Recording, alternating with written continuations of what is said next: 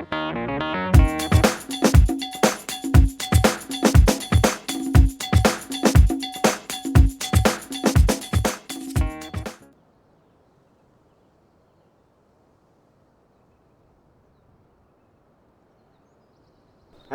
how are you? Look at these little beauties. Spring is a fantastic time for spring flowering bulbs like daffodils. I don't know if you know that there's over 20,000 different varieties of daffodils. Huge range. You can get flower from kind of late January right through until kind of middle of spring, late April into May even with some varieties. And it's great to get a succession of colour. I wanted to show you this garden that's got some lovely varieties of daffodils and narcissi in there. Same thing, by the way, if ever people ask me what's the difference between a narcissi and a daffodil, well, narcissi is the family and daffodil is a particular type of narcissi that we kind of associate with the big yellow trumpet flower, Welsh symbol, and I'll show you some of the traditional daffodils in a moment. But this this is one of my favourite varieties of kind of dwarf and miniature daffodils or narcissi. This is one called Itzim, I-T-Z-U-M, Itzim. And look at the way that those petals are kind of tucked back there. It's a cyclamanius flower, they call this one, because it's like a cyclamen flower where the petals are tucked back like that. And the great thing about daffodils is you can just leave them in. You haven't got to kind of lift them up like, you know, some people think they're hard work. But these guys only cost a few pence in the autumn to put in. And these have been in this garden. I planted them myself. It would have been 5 or 6 years ago. And they just keep on coming back year after year. Very little work involved in them.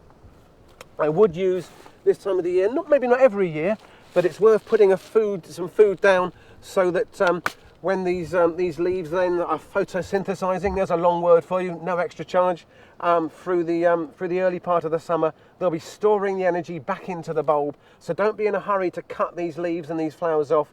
Leave the leaves there definitely to help store some energy for next year's flowers. A little bit of this slow release fertilizer sprinkled around again will help encourage the feed for next year and the years to come.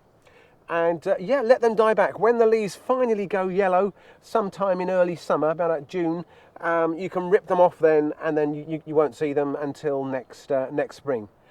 Let's go and have a look at one of the other very popular daffodils in the UK anyway. This is one called tête-à-tête.